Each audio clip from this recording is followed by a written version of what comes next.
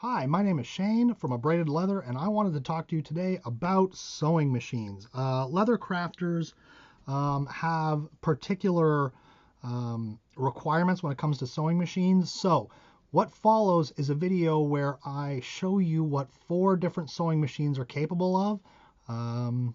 Yeah, hopefully you find this helpful. All right, on to the video. Okay, so this is going to be part 1. I'm going to show you what I can do with a regular tabletop machine. So I'm going to go through a couple of the specs on this machine. Ignore this. It's a sticker from I had a gooseneck light on there.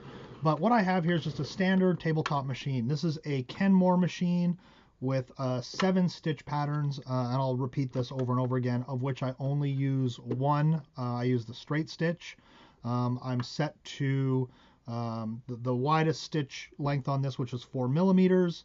So this is just a regular machine. The only adjustments that I have made to this machine for the sake of leather, and there are 3 things that I've done, is I've changed out the light, standard incandescent bulb for an LED bulb, which gives me much brighter light to work with, which is good for me because I do a lot of contrast work, black and blues, black and purple, and it just makes it easier to see.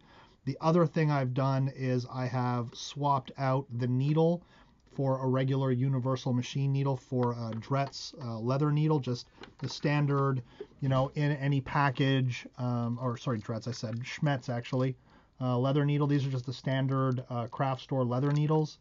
And I've also swapped out my metal presser foot with a Teflon presser foot, which reduces some of the friction. With a flat foot machine like this, for me that's important because it creates less friction, so you get less separation between your layers when the feed dogs on the bottom are working. So this has 2 feed dogs, and the top, as mentioned before, what I'm doing is I'm going to be using some 4 to 5 ounce veg tan, because this seems to be something that a lot of people are using in the maker vloggery videos that I see. But I just wanted to show people what you are capable of doing with these different machines. So I'm going to do basically a 1/4 inch from my edge. Now, one of the things that I talk about in some of my other videos is that normally I would clip these pieces together. Again, the issue that you're going to have is that the bottom feed dogs are working while the top layer is putting down tension. And so what happens, of course, is that the top layer, if not controlled, will move more slowly than the bottom, and it'll become uneven. So what I usually do in this particular case is I'm going to start my stitch. I'm going to set my needle. I have my pedal here.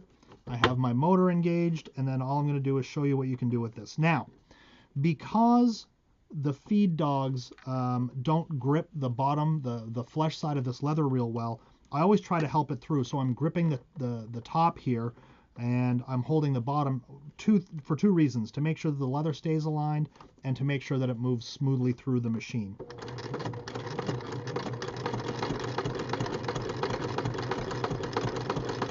But as you can see from that quick demo, and I'm going to use black thread on all the samples that I do, and I'm going to do some close-ups of how these stitches turned out, but you can see that this machine runs perfectly fine through this amount of leather. Now what I want to do is I want to add a layer. So I'll be going through 3 4 to 5 ounce pieces. Now what I'm going to do in this particular case is I'm going to set this under my presser foot. So I've lifted my presser foot up and I'm pressing this down so that the next needle stitch that goes through is going to just jump over to the next layer. The reason that flat presser foot machines are a problem when doing leather is that as this layer, like if you've got a jump here where you're going up another layer, it presses against the presser foot, and it doesn't always move forward. You end up having to lift the presser foot or pull it forward, and that'll mess with your stitch length. So I'm going to just set it underneath here and then go ahead and do the same thing where I'm holding on to all of my layers. But again, this is just a regular unmodified machine. I haven't done anything with the motor. This machine is probably at least 15 years old, and with the Teflon presser foot and the leather needle, you can see that it gets through there no problem. And that's through 3 layers using the motor. Now, just for fun, I'm going to try, let me just trim this real quick. I'm going to try a 4th layer, and see how that goes. And then we'll try it on my other machines because I want to see what the distinction is between how all of my machines run. So again, I'm just going to move this forward, set the needle.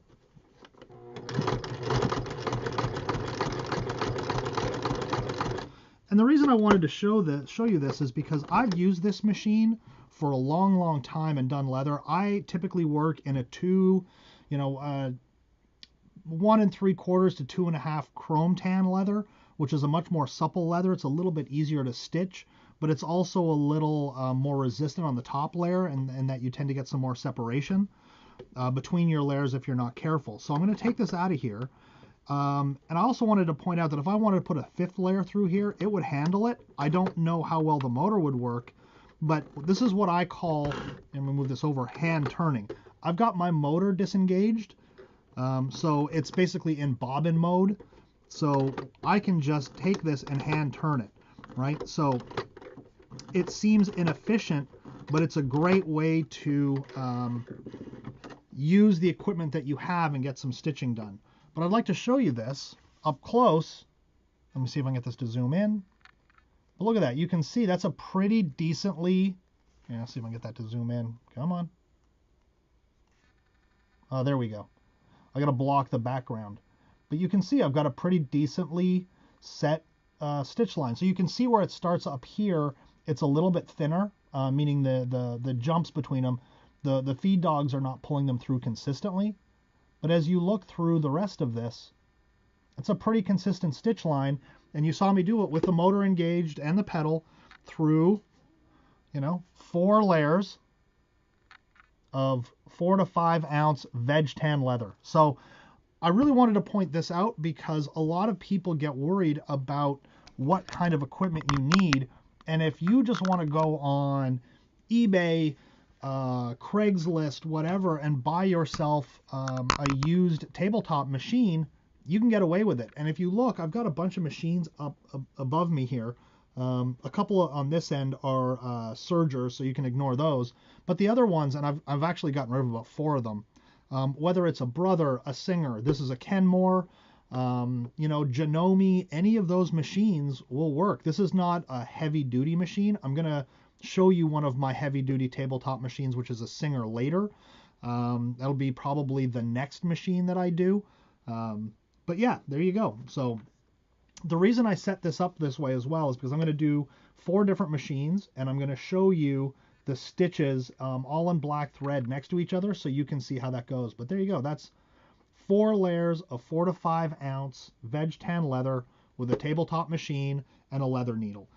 I would recommend the leather needle. The other changes I've made are personal preference, but I think that's about all you need for this machine. So we'll come back in a little bit and try some of the other machines. All right, bye. And we're back with part 2. Okay, so part 2, as I mentioned previously, is going to be my Singer Heavy Duty. I don't remember what the model number is. I'm going to turn this around so you can see it, and I'm going to see if I can track down the model number on this, because I believe this is a machine that's still available. That's why I didn't mention the model number on my Kenmore, because it's not available anymore. It's an older model, like I said, at least 15 years old. The model number on this says that it is the 4411, and I believe that there is a comparable, more expensive model called the 4423. But the only thing I want to point out, or the thing that's worth noting on that, is that the 4411 has 11 stitch styles, and the 4423 has 23 stitch styles. Otherwise, it is functionally the same machine, okay? I did this last test on my Kenmore using 4 to 5 ounce veg tan, and of course I'm going to do the same thing on this machine. The one thing I did want to point out with the Singer, though, and the reason that I don't use it more often, because I absolutely love this machine, no joke. I mean, I think this is a great machine. My experience, at least so far, has been when I go through thicker layers of leather. In my case, again, I do a lot of 1.5 to 2.5, somewhere in there, chrome tan. Is that sometimes it'll skip stitches, and I don't know. It's not a thread tension issue. I don't know if it's because it's got this sort of parallel bobbin system where the bobbin sits parallel, and in my Kenmore the bobbin sits perpendicular, so the thread's getting pulled straight up, whereas this is getting pulled off sideways. So I don't know if that makes a difference or not, but that's been my experience with this machine so far. Again, the only differences from out of the box stock is that, again, I have this Teflon presser foot on it, and I love these Teflon presser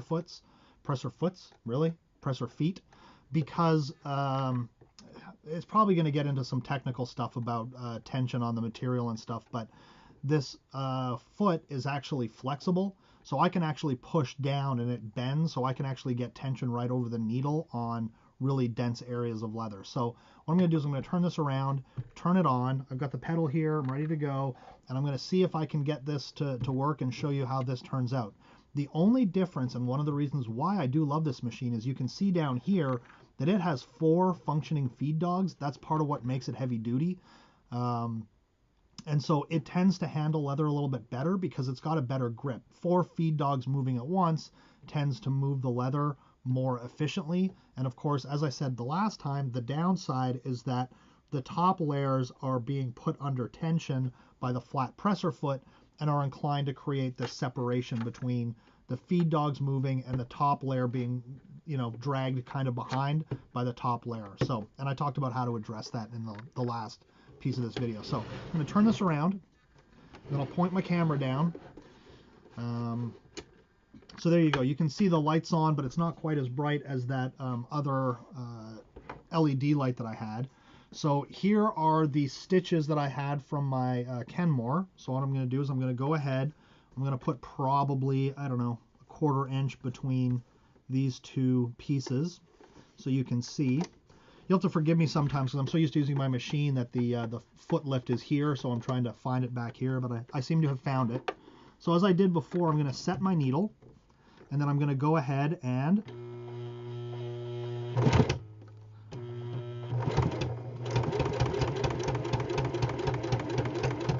now you can see I'm not holding it as firmly as I was the last time because obviously all of these layers are stitched together. But I've already hopped over my first layer, so this here was 2 layers.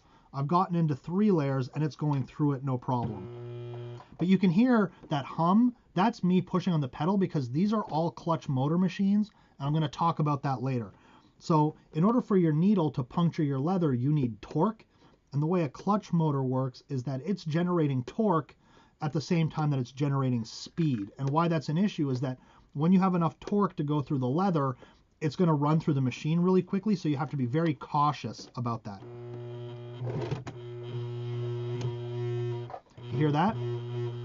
So I don't want to blast my machine, so I'm just going to set my needle again.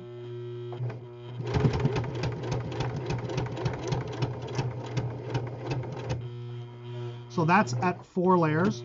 It seems to be doing okay, but again, hear that? It's meeting a lot of resistance. I guess my Kenmore is just super powerful that way. So I'm going to hand turn this for a while like I do with my Kenmore. Let me move this over so you can see. And there you go. It just skipped a stitch. So I'm going to show you what this looks like. And you can see what I'm doing is I'm pushing down with my finger over the needle because it needs adequate pressure to catch the bobbin thread on the bottom. So let me show you how this looks. I'm going to clip this off. And you should see something interesting when you compare the 2 stitch lengths. So I want to show you real quick. Let me grab, if I have it here, and I usually have one handy. There we go, my FID. And I want to show you here that we have our 2 stitch lines, okay? Let me get this zoomed in here. See if I get this to zoom in. My apologies, I'm working with my camera here. But as you follow along in through like here, I don't know if you can see that, but right here, it skipped a stitch right there. And it skipped a stitch, actually it skipped like 2 stitches over here. And that was the issue that I had with this machine. I use it as part of my business. I do samples in Canvas. I wonder if I can do that. Is that gonna? There we go. See, there we go. I gotta block my ugly mug. But you can see here those skip stitches. Do you see that right there? There's 2 stitches right there and right there that haven't caught the bobbin. Okay, but you can see that the stitch line otherwise, especially through 2 layers, is fine. It works great. So again, that's something to keep in mind. This is the Singer Heavy Duty, And that's it for part 2. I'm going to come back and I'm going to do part 3, and then I'm going to show you something else, but that's going to require a change in position. So I'm going to come right back here in a minute and do part 3. So I'll be right back. Welcome back to part number 3. So this is the third machine I wanted to talk about, and this machine I love. It's super special. It's just one of those lucky things, I guess. I had been looking before I got my industrial machine for a walking foot machine that I could afford. So what I found on Craigslist is a Thompson. I'll turn this around so you can see it. Obviously there's the motor. This is a Thompson PW201 machine. Okay, so here's your back stitch. This also controls your stitch length. But what I love about this machine is that unlike the two machines that I just showed you, is that this is actually a compound walking foot machine. I found this machine for $30 on Craigslist. I love it. The thing weighs about 45 pounds. Unfortunately, I don't have the box or the setting that it came in, so it's only on 3 legs. So if you're not careful with it, it'll kind of tip over at an angle. So be careful of that. But I got it. It worked great. I needed to get one part, which was just not the bobbin case, but there's like the racer, the cover that goes over it. I got that at a local sewing machine shop for $4. So for $35, I have a compound walking foot machine that is portable. So why this is important is that the walking foot machine solves one of the major problems that I was talking about before, is that when you have layers, the bottom layer is being moved by the feed dogs, but the flat presser foot is putting tension on the top. And obviously what happens with these compound walking foot machines is that you have a split on the top where you always have tension going. So what happens is the walking foot will sandwich your material and move it at the same rate as your feed dog. So you get a much more consistent feed, which is especially important with leather when you're sewing. So some of the things that are interesting about this machine is obviously a metal casing, all metal gears, super heavy duty. I think this machine is from the 70s, if not earlier. It's an old machine, but machines like this, because of the all metal interiors, I oiled it when I got it, ran through all the tests, learned how to thread it. This thing is a beast to thread. I mean, if you look, it goes through here. There's a little bit of a thread straightener that you have to curl around. It goes through, this is your foot lift here. It goes underneath that, through this little pigtail here, down through your tension wheel, back up through the thread gatherer, which goes up and down with the needle, and then through the needle and through the foot. All right. But again, we have our same 4 layers. You saw the other 2 that I did. Now the difference with this machine is this does not come with a built-in light, and so I have to use a magnetic light that I take off my other machine. I'm going to order a separate one for this. But the other reason that I keep this is that despite its weight, because I do travel on occasion and am required to bring a sewing machine sometimes, I usually bring my Kenmore because it's super reliable and I'm used to it. But this is the kind of machine that I would like to eventually replace it with for when I travel and I need a portable machine. So it is heavy, but I can put it on any table and it'll be good to go. So I will be getting a case for it. Now, this machine obviously is not available anymore. The name Thompson isn't around anymore, but there is a very, very similar desktop machine that's available through a company called Sailrite. Now, I'm going to mention Sailrite a few times over the course of this video. So I do want to point out that I don't take any money from them. They've never given me anything for free. Any of their products that I have, I've paid full freight for. So I just like their products. But the only thing about this machine is that it only does one stitch. It only does a straight stitch, forward and back. But that's all it does. So it still uses a clutch motor, so you're still stuck with that limitation of having to apply the same amount of force. Like you have to speed up and press on the pedal to get the speed going in order to get the torque. So let me just move this down and hopefully you can see, right, there's my compound walking foot. I'm going to tilt this just a little bit so you can see both sides of it. I'm trying to give you the best sort of angle on this. But let me get my pedal here. I'm going to go ahead and set my needle. So that's 2 layers. Right here is where 3 layers is, and then right here is where 4 layers is, all right? Again, this is 4 to 5 ounce veg tan.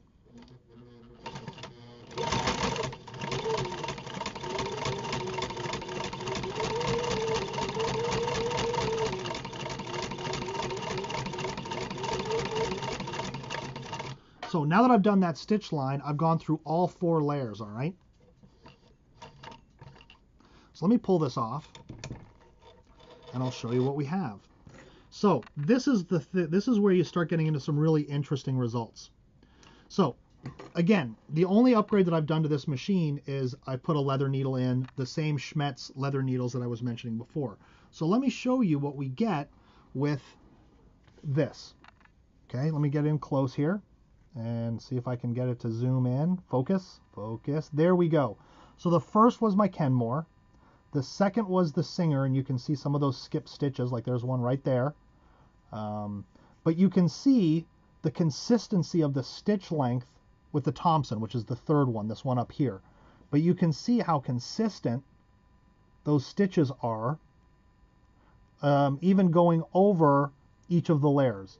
So this machine, this little tabletop machine with the clutch motor, is going through 4 layers, 1, 2, 3, 4 layers of veg tan leather, and it's handling it beautifully. So I love this little machine. Again, it's got a plug-in on the machine for a light, so I'm just going to get myself a little magnetic gooseneck light, and I have one on my other machine, and I'll show you that. But there you go. That is my Kenmore machine. We'll go through this again later, but this is my Kenmore machine. My Singer Heavy Duty is the middle one, and then the third one is my Thompson. Okay, so again, this Thompson isn't available, but the Sailrite LS1 is a comparable machine. I think it's, you can get them on, usually find them around for around $600 or $700, which comes with the case, with the base that I was mentioning, so it doesn't tip over. And in fact, this machine is built on the same design, or I guess the Sailrite is built on the same design, and you can actually replace a lot of the parts with Sailrite parts. So at some point, Sailrite has a big monster wheel that changes the gearing, that improves your torque. That's something I'll probably get in, although this turns super easy. It's really easy to work with. Again, for me, the problem that you have, though, is foot pedal control, because you have to generate enough torque by pressing on the pedal, which also increases your speed. The walking foot makes controlling the speed better. It also makes sure that even if you get enough torque to go through and it speeds up real fast, you're still going to get a consistent stitch length, because the compound walking foot is moving at the same rate as the feed dogs. This only has a single feed dog down the middle. Oh, sorry, I guess it's got a smaller one at the back. So it's got a full length feed dog and then the little mini one off to the side. I'm trying to take a look. That's not too bad. And you saw in the close-up that in this particular case with this leather, the walking foot with its teeth are not leaving any marks in the leather. But you can replace the feet that have what they call a less aggressive tooth on it. Oh, you can really see those skip stitches on the Singer there, can't you? All right, so there you go. So that is machine number 3, and then the next piece will be machine number 4. Okay? Okay, so here we are for part number 4, and part number 4 I had to move. You can see my background has changed because I have actually moved over to my industrial machine. Here it is, right here. So I'm going to do a quick tour of this machine like I did with the others. Unfortunately, with my camera, I'm going to have to move it around a little bit, so please forgive me. I'm new to the whole videography thing. So this is my Sailrite Fabricator. Again, I said I would be mentioning this. I don't know what other machines it compares to. I know that people really recommend the Juki. This machine was about $1,300. I don't, mind telling anybody. Like I said, I paid full freight for it. I did get it on a sale with a shipping deal as well. So it comes in parts. You have to assemble it. It's attached to the table. It has a servo motor, right? So there's the servo motor. And based on the size of my hand, you can see how tiny. Can I show this? Oh, my knee lift is in the way. There you go. There's the motor. And you can see by the size of my hand that it's a tiny little motor, but super powerful. That is their workhorse motor. I did a bunch of research on this. There's a bunch of people on YouTube that do reviews of this machine. the throat on this, let me show you here, the opening between the back of the machine here and the needle is 10.5 inches. All of those other machines that I showed you, the throat's only about 6.5 inches or 6 inches. So you've got a lot more room to work with. I absolutely love this machine. Like the Thompson, it is a compound walking foot machine, but unlike the other three machines that I showed you, this has a servo motor, which makes controlling this machine with the foot pedal super easy. So like other industrial machines, it's got that big paddle foot pedal, which is, I don't know, about 10 inches wide. So I still have my 4 layers of 4 to 5 ounce leather. And let me see what I can get here. This is what I was talking about right here. This is my magnetic gooseneck light that I'm going to get another one to put on my Thompson, so I have some light.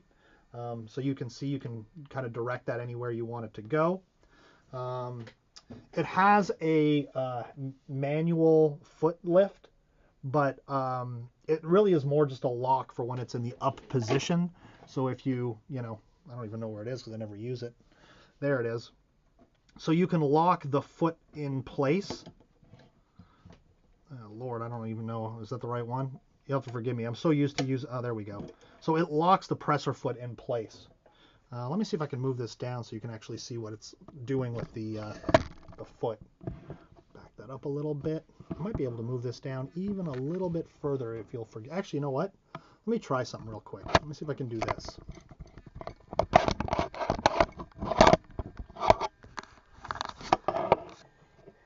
There you go. Now you can see what the actual presser foot is doing. All right. So again, it's in the locked position. I'm going to set that down. So this uses a knee lift. So you can see my hands are here. I'm not doing anything. It's got a knee lift. I'm going to go ahead and get this set up. Now, I am using a much heavier thread. The other machines that I showed you, I was using a standard Coates & Clark universal thread for my top thread and a heavy duty for my bobbin thread. It's just a thread combination that worked for me. In this particular case, I'm using a number 69 bonded nylon thread from Thread Exchange. Number 69 bonded nylon is what I've kind of settled on, mostly because of the particular type of work I do. I have more color options. So it's got a safety on here, like a little safety thing so you don't get your hand stuck in there.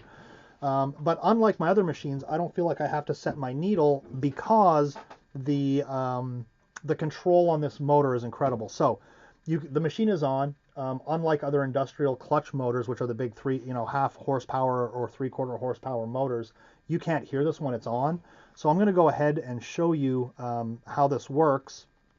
I love this machine. So again, this is all about being able to control your stitches. So I'm currently here going through 2 layers. You can see that. But again, just with the foot pedal, right? I can even back off that a little bit. But that is the kind of, so this is a really great demonstration about why the walking feet machines are so good, because when it gets to that layer where it goes over 3 layers, it just walks right over it. But you can see how it's pulling all of that material through at the same rate. The feed dogs on the bottom and the presser foot at the top, right? Now what I'm going to do is I'm going to go ahead, so this is 3 layers right now. I'll speed it up just a little bit, just so I can get to the next layer and then show you what I wanted to show you. It is a relatively quiet machine. So there you go. There's 4 layers, plowing through it, no problem. So what I want to do is I'm going to turn this around real quick. Okay. Slide it over. And then I want to show you, because I was doing the nicely controlled, right? I mean, just to be able to get that precision kind of sewing, it's super handy. But it will also go nice and fast if you need to do that. Now for me, I do a lot of straight lines because I stitch a lot of vests and clothes and that kind of thing, and so being able to work quickly is really important. You know, and of course the nice thing as well is when you back up, this should work just fine. So when you're back stitching, because the feed dog and the presser foot are working together, you should notice, yep, that when you, let me just clip this here, that when you back stitch, your back stitches go through all the same holes. So let me see if I can zoom that in a little bit. Got to occupy the whole screen apparently to get that to zoom. But yeah, my back stitch is relatively clean because it goes through all the same holes, because the presser foot motion forward and back is the same. So again, you can see that I'm using a thicker thread here. The bottom 2 lines are with the fabricator, and then the rest are just regular. But you can see the consistency of the stitches and how easily it passes over those ridges when you add the next layer of leather. So there you go.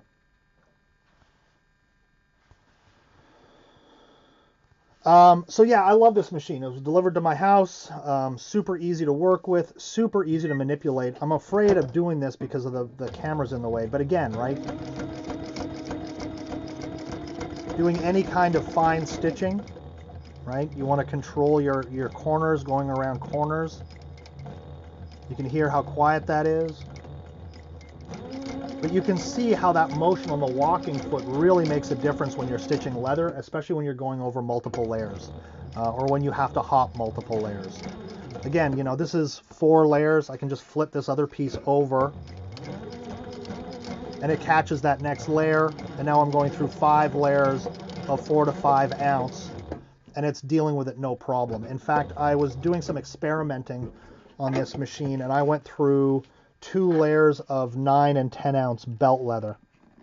So again, let me show you what I just did real quick. You can see that curve that I did, but it just follows along no problem. That ability with the clutch motor, because I know that other people have talked about doing the gear reductions, but with that clutch motor, you don't have to worry about it. This machine is new. I've got it in the last, say, 6 months or so. But if you look here at this particular point, let me flip this over here. I'm still attached, I think. Am I still attached? No, I was just caught on a piece of thread. But if you look at that point, I'm going through 5 layers where I folded it over. I'm going through 5 layers of 4 to 5 ounce leather right there. So that is my Thompson walking foot machine, compound walking foot machine. Again, I think it's a pretty good bargain. For what it's worth, they are American made. Their factory, I believe they're actually manufactured overseas, but they are shipped to their factory in Indiana, where they are tuned and ready to go out. So this machine comes ready to go right out of the box. It's got samples that they've stitched in their shop to show you that it's been run through. It shows all the stitch lengths on these samples. Again, this machine only does 1 stitch, and that's a straight stitch. Doesn't do any kind of zigzag machines. The Thompson LZ1, which is a tabletop machine, will do a straight stitch and a zigzag. So if that's the kind of thing you're interested in, again, it's a little bit more expensive than the LS1, but it is a compound walking foot machine that is close to half the price of what you would pay for an industrial machine. And as you saw with my Thompson, it is perfectly capable of handling the job. So that's it. Thanks, and I might do a closing on this. Otherwise, I'm just going to put these videos together and put them up to watch. Thanks. Bye.